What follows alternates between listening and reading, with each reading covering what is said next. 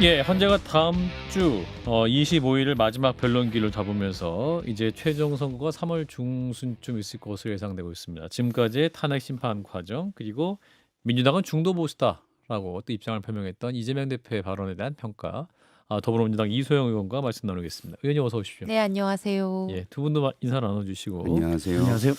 자 일단 한 달 만에 모셨는데 여론조사가 나와서 네. 그거부터 한번 짚어보겠습니다. 네. 이제 오늘 갤럽 조사인데 지난 18일부터 20일까지 무선전화, 가상번호, 무작위 추출 방식을 통해 100% 전화 조사한 인터뷰 방식입니다. 자세한 내용은 중앙선거 여론조사 심의 홈페이지를 보시면 되는데 정당 지지도가 이때 민주당이 40%, 국민의힘이 34%. 오차범위 내입니다만 그 전주에 비해서 지지율이 역전이 이루어졌습니다. 어떻게 해석하시는지? 저는 이제 여론조사 볼 때 음. 주 단위로 보면 음. 샘플이 뭐 1000개에서 1500개 정도밖에 안 되잖아요. 네. 그리고 주별로는 사실 샘플이 그렇게 작다 보면은 튀는 경우도 있기 때문에 주별로 보는 것보다는 이제 뭐 월별로 묶어서 보는 게 더 정확한 흐름을 볼 수 있는 거라고 생각하긴 하는데요. 예. 이번에 보니까 중도층에서 국민의힘 지지가 굉장히 큰 폭으로 많이 빠졌더라고요. 예. 그래서 아마 이제 제가 지금 가지고 있진 않은데 민주당, 국민의힘 중도층 지지 격차가 거의 뭐 한 20% 가까이 차이 나는 거를 오늘 봤었는데 예. 근데 사실 어떻게 보면은 지금까지 나왔던 여론조사 흐름이 오히려 좀 음. 이해하기 어렵고 설명하기 어려운 측면이 컸고 이번 주에 나온 갤럽 여론조사는 오히려 좀 상식적인 것 같아요. 왜냐하면 사실 최근 국민의힘의 행보라고 하는 게 중도층 입장에서 마음을 줄래야 좀 줄 수 없는 행보들이었잖아요. 예. 예를 들면 뭐 극우 집회를 부추긴다거나 사법부를 막 공격한다거나 예. 또는 불법 계엄이라고 하는 사실 자체는 명확한데도 불구하고 그런 것들을 무비판적으로 옹호한다거나 이제 그런 부분들이 중도층 국민들 입장에서는 지지하기 어려운 일인데 이제 그런 것들이 여론조사에 좀 명확하게 보이고 있는 것 같다고 생각이 들고요. 근데 다만 뭐 매주의 변화를 평가하는 거는 큰 의미는 없다고 생각해서 일희일비할 일은 아닌 것 같습니다. 자세히 보면 이제 중도층의 정당별 지지율 이번 주에는 국민의힘이 22%, 민주당은 42%, 무당층이 28%입니다. 그러니까 전주에 비해서 국민의힘은 10% 포인트 정도 빠진 거고 네. 민주당은 5% 포인트 상승했다. 그러니까 이제 양 정당이 이런 흐름인데 중요한 것은 이제 그 차기 대권 주자 조사인데 네. 여기 보면 이제 이재명 대표가 34%, 김문수 장관이 9%입니다. 홍준표 시장이 5%, 한동훈, 오세훈 4% 이런 순인데 이제 이전에는 김문수 장관이 굉장히 뭐랄까요 크게 어떤 지지율이 높아지는 상황이었는데 뭔가 이제 새로운 국면으로 가는 것이냐 이렇게 볼 수 있을까요? 그런 것 같아요. 그러니까 지금까지 많은 분들이 이제 평가했던 게 김문수 장관에 대한 지지율은 윤석열 대통령에 대한 지지율하고 이제 동기화되어 있는 마음이다. 그러니까 사실상 그것이 같은 것이다. 이제 네. 이렇게 평가하시는 분들이 많았잖아요. 예. 근데 이제 탄핵 심판 변론이 어제부로 마무리가 되면서 증인신문은 예. 네, 증인신문 그렇죠. 25일 날 최종 마무리가 되고 3월 뭐 10일, 11일 요때쯤 선고가 난다라고 다들 보고 있는데 예. 이제 기존의 국민의힘 보수 탄핵 반대를 지지하고 있었던 국민들의 마음이 예. 탄핵 국면에서 이제 대선 국면으로 넘어가려고 하는 이제 시기이기 때문에 예. 기존의 탄핵 국면에서는 윤석열 대통령 개인에 대한 어떤 뭐 안쓰러움이라거나 어떤 뭐 연민이라거나 이런 것들이 이제 김문수 장관한테 투영돼서 높게 나타났다면은 예. 이게 대선 국면으로 가면은 내가 지지하는 정당이나 뭐 세력, 진영이 어떻게 하면 당선될 수 있을 건가라는 생각을 더 많이 하게 되기 때문에 예. 상대적으로는 중도 확장력이 높은 후보한테 그 지지가 옮아갈 수 있을 거고 그게 좀 시작되고 있는 걸로 보면 타당하지 않을까요? 이제 본 게임이 시작됐다. 이재용 의원님은 네, 뭐 저도 같은 생각입니다. 지금은 약간 굉장히 어수선했고 시끄러웠던 상황 속에서 예. 그 우리 측 그러니까 우파 보수층의 결집이 이루어졌기 때문에 이런 여론조사가 나왔다고 생각을 했고 지금 뭐 중도가 10% 빠지지 않았냐. 근데 그 전에도 이미 벌써 중도에서는 우리가 열세였어요. 그것이 굉장히 우려되는 부분이었기 때문에 이런 상황이 나오는 거에 대해서는 뭐 더 우려를 해야 되겠죠. 그럼 근데 이게 이제 대선 국면으로 이제 조기 대선 국면으로 넘어가면은 우리가 유권자들한테 늘 기대하고 또 또 그렇게 해왔던 부분이 뭐냐면 음. 전략적 선택을 하지 않을까 또 반드시 그렇게 하더라라는 생각이 있기 때문에 지금 중요한 거는 말씀대로 지금 누가 더 높고 낮느냐 이게 중요한 게 아니고 지금 쌓여 있는 요 자산을 어떻게 활용을 해서 이걸 더 여기에다가 이제 얹히느냐. 그럼 그 얹히는 역할은 결국에 중도에 얼마만큼 호소력 있는 메시지하고 또 그 메시지를 신빙성을 가질 수 있는 주자가 나오느냐. 그게 가장 큰 관전 포인트가 되지 않을까 생각이 듭니다. 저는 오래전부터 이제 국민의힘이 태세 전환을 할 거다라고 했는데 극우 에너지가 너무 높으면서 못했죠. 예. 오히려 권성동 원내대표, 권영세 비대위원장이 제대로 거기에 대응하지 않는 모습도 보였고 면회가고 그러면서 오히려 더 가깝게 되는 예. 그런 모습도 보였는데 그래도 저는 이제 대통령의 탄핵 심판이 마무리가 돼가는 과정이어서 예. 25일 변론기일이 끝나면 바로 대선 국면으로 들어갈 거라고 봅니다. 음. 근데 일부 여권 인사 중엔 음. 극우를 물론 싫어하는 인사들이에요. 근데 예.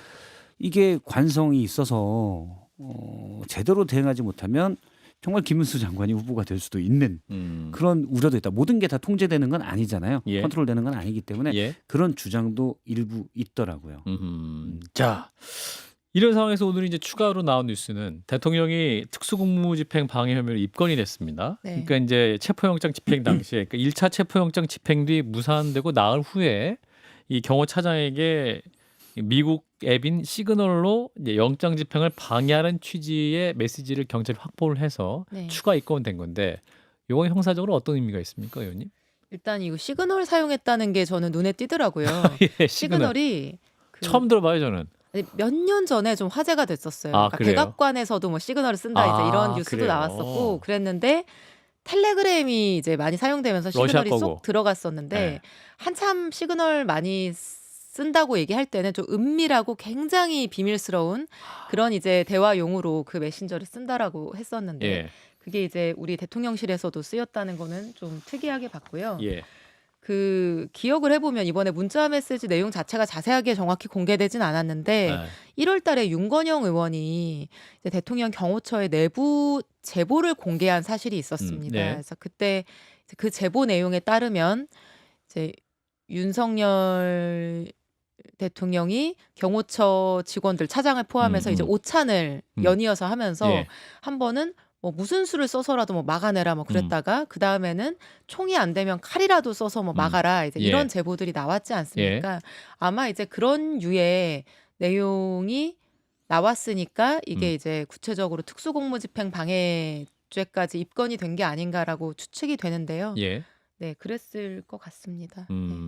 근데 지금 뭐 비아폰이라든지 경호처에 그게 이제 서버 관리를 경호처가 하고 있는데 그 확보가 안 되고 있잖아요. 네. 이게 어떤 계엄 상황을 입증할 수 있는 중요한 자료가 될 것인데 이거 왜 안 되고 있는 겁니까? 비화폰 확보요. 예, 뭐 서버 뭐 이런 것들 경호처가 아, 관리하고 있는 것들. 그런 것들이 어쨌든 뭐 안보와 관련해서는 우리가 압수수색이나 이런 것들이 전반적으로 형사소송법상으로도 제한이 많이 되기 때문에 예. 이게 뭐 경호처 또는 군 이런 데가 가지고 있는 그 증거물들을 확보하기가 쉽지 않은 걸로 제가 들었습니다. 예.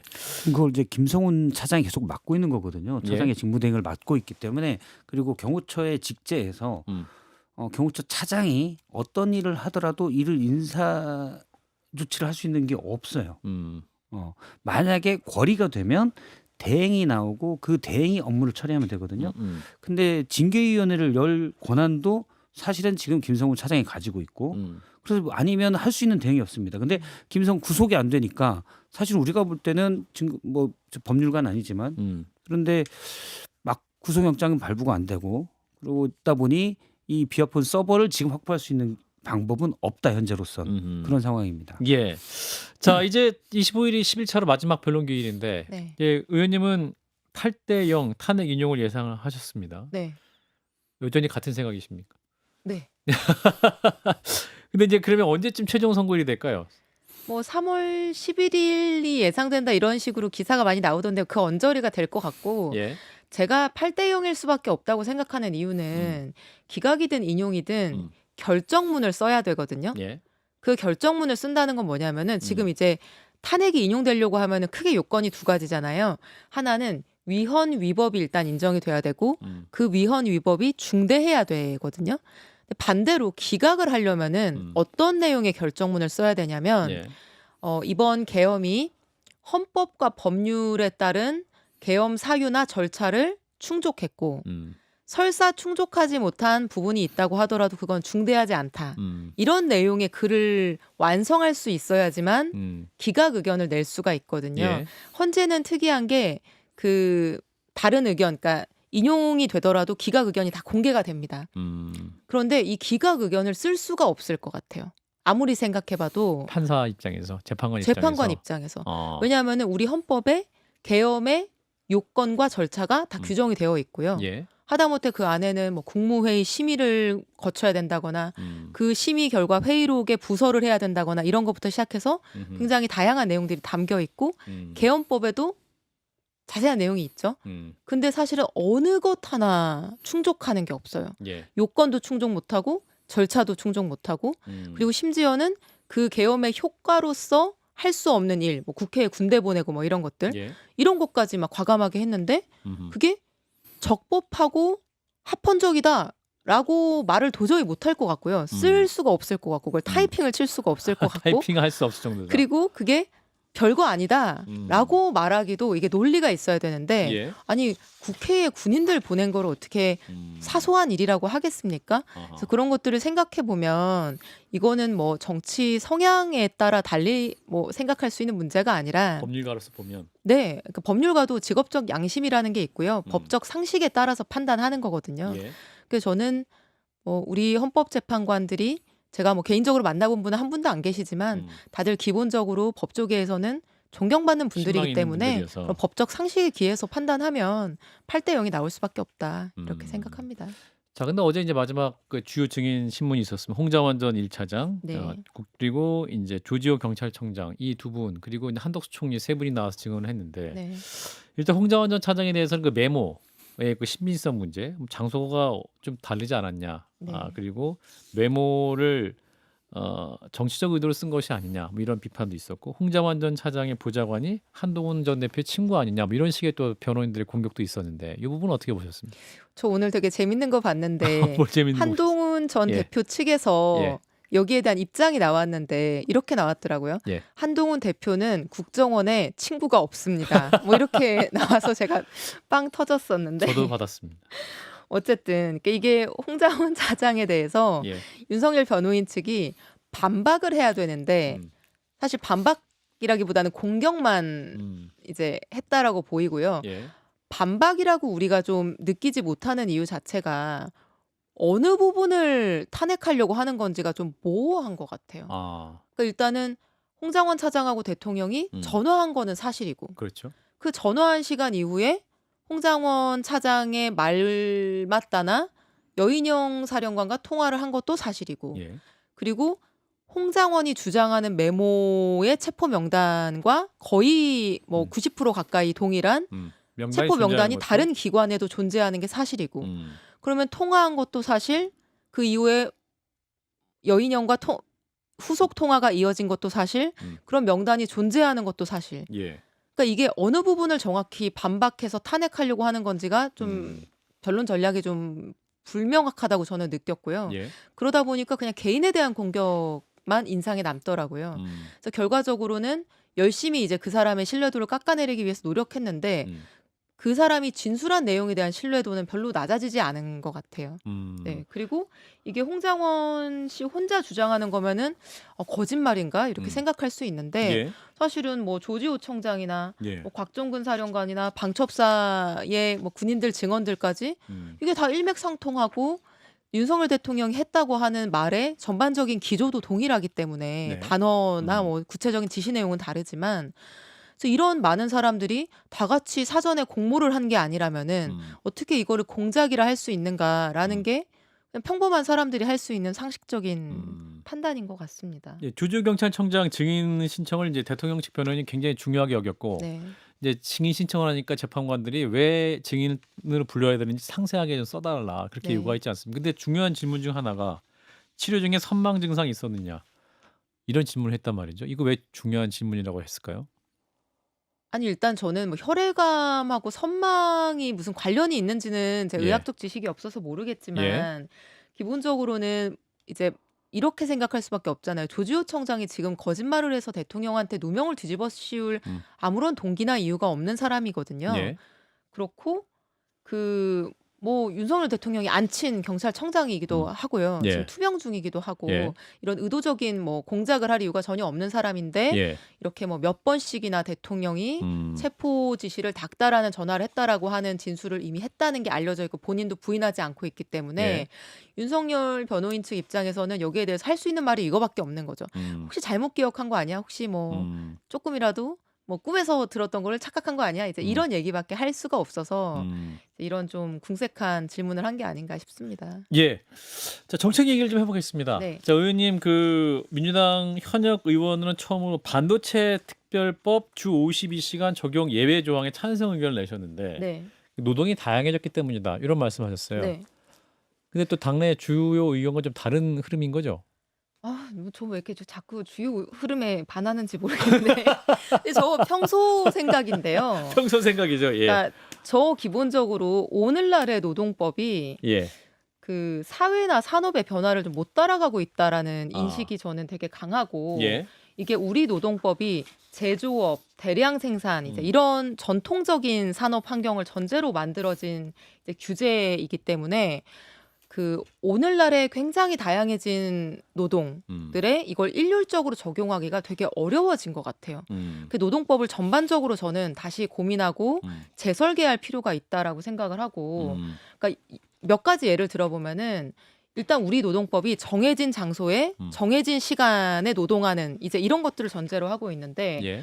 요즘 이제 MZ 세대가 많이 하고 있는 노동의 형태가 긱 이코노미라고 해가지고 그 뭐 앱이나 홈페이지 통해서 일자리를 찾고 짧게 여러 가지 일을 병행하면서 이제 본인의 다른 취미나 공부나 여가 활동하고 노동을 병행하는 형태의 어쨌든 다양한 그런 이제 노동들도 일어나고 있는데 이게 획일적인 노동법 안에 끼워 맞춰지지 않으니까 오히려 이게 보호의 사각지대에 놓이게 되는 거예요. 예. 그러면 노동을 보호하기 위해서 우리가 강화해온 노동법이 과연 오늘날에 뭐 노동자 중에서는 약자에 해당하는 청년들에게 충분한 보호를 제공하고 있느냐라고 하는 측면에서 저는 좀 이거는 뒤떨어졌다, 맞지 않는다는 생각이 들고 두 번째는 이게 반도체 특별법에서 이제 얘기되고 있는 게 이게 첨단 산업이다. 예. 그래서 이게 뭐 화이트 칼라 이그젬션이라고 부르지 않았습니까? 이건 이제 어떤 맥락이냐면은 첨단 산업에 R&D 연구개발 업종의 직군에 한해서 뭐 1억 한 2천 이상 연봉이 되는 고연봉자의 경우에는 뭐 노동 시간을 법에 따라서 일률적으로 규제하지 말고 노사 관계의 자율성을 주자라고 하는 의견이거든요. 예. 근데 저는 이게 삼성전자의 민원으로 시작된 반도체법에서 이 논의를 하는 거는 이상하다고 생각해요. 왜냐하면 반도체만 문제인가요? 요새 뭐 딥시크, 챗 GPT 나오면서 우리나라 AI, 소프트웨어 산업에서 막 엄청난 도전이 직면하고 있는 거니까 사실 반도체 특별법에 이 예외를 규정하는 거는 이상한 거죠. 근데 이렇게 생각해 보면은 챗 GPT나 딥시크 만드는 사람들을 우리가 전통적인 노동자라고 부르기보단 인재라고 부르잖아요. 예. 근데 이런 사람들 출퇴근 시간 근태 관리하고 몇 시간 이상 일 못하게 근로시간 제한하는 게 맞냐라고 생각해보면 저는 안 맞는 것 같아요. 그러니까 이게 기존에 우리가 경제학 교과서에서 보는 뭐 생산의 3요소, 예. 토지, 자본, 노동. 이게 2차 산업혁명을 기준으로 우리가 이런 얘기 했었죠. 예. 자본가는 생산수단을 소유하고 노동자는 그 생산수단에 종속되고. 근데 이 딥시크 만드는 사람들, 소위 말해서 그 4차 산업혁명의 인재들은요. 예. 이 기업이 꼭 생산수단을 소유하고 있다고 볼 수도 없고요. 이 인재들이 자신들이 가지고 있는 지적 능력과 코딩할 수 있는 뭐 노트북 이걸 가지고 그 소프트웨어 만드는 거거든요. 그러니까 이게 전통적인 노동자들을 기준으로 우리가 그 보호의 기준이라고 생각했던 것들이 새로운 이런 첨단 산업의 인재들에게 그대로 적용하기엔 좀 맞지 않다. 실리콘밸리에서 출퇴근 시간 검사하고 측정하는 회사 없거든요. 좀 달라져야 된다. 이재용 의원이 경제통이시니까. 아니 맞는 말씀 다 하셨는데요. 그냥 더 큰 틀에서 보면은 그 진보냐 보수냐 여기에서 지금 수십 년간 아니면 지난 최소한 10몇 년간 진행됐던 이중 구조 정규직 비정규직 이 내용을 벗어나지 못하기 때문에 이런 문제가 계속 일어난다고 저는 생각을 해요. 방금 기 이코노미도 말씀하셨는데 그건 다 비정규직이거든요. 어찌 보면은. 근데 그거에 대해서 사실은 진보 진영에서 계속해서 노조에 대한 입장을 들어오다 보니까 52시간도 얘기가 나왔었고 결국에는 최저임금 같은 것도 얘기가 계속 진보 진영의 의견을 반영해 왔던 거거든요. 그래서 그런 거 논의, 근본적인 논의를 안 하는 상태에서 이것만이 과연 해결책이 될 수 있을까에 대한 그런 부분은 저도 뭐 동의하고 있습니다. 저 동의합니다. 저는 반대인데요. 예, 네. 반대입니다. 항상 저랑 입장이 다르신 것 같아요. 이소영 의원님 참 존경하는데. 근데 저는 예. 중도 보수는 아니거든요. 저는 제가 중도 진보라고 생각합니다. 알겠습니다. 네. 저쪽에 저는 앉으셔야 그냥 되는데. 중도예요. 예. 예, 예. 네. 그래가지고. 왜냐하면 삼성전자 연구개발직에 예를 들어 3만 명이 있다. 예. 그러면은 이 중에 나는 52시간에 훨씬 예외로 더 일을 해야 돼. 일을 하고 싶어하는 사람이 몇 명이나 있을까? 저는 아무리 많아봐야 100명 이내라고 봅니다. 물론 100명 넘게 손들면 제가 100명이 죄송합니다라고 얘기를 할 텐데. 갑자기 직관적인 100명인 거죠? 왜냐하면 이 삼성전자는 지금 한 달짜리 선택 근로제를 하고 있어요. 예. 그러면 한 달 안에서 어떨 때는 뭐 20시간도 일하고 어떨 때는 뭐 아예 출근을 안 해도 됩니다. 저는 정 필요하다면 이걸 한 석 달 정도로 늘려도 돼요. 재량 근로를. 그렇죠. 재량 근로 선택 근로제를 석 달 정도로 늘려서 이 안에서 맞춰라. 만약 어떤 사람이 한 달 이상을 주 뭐 70시간씩 일한다.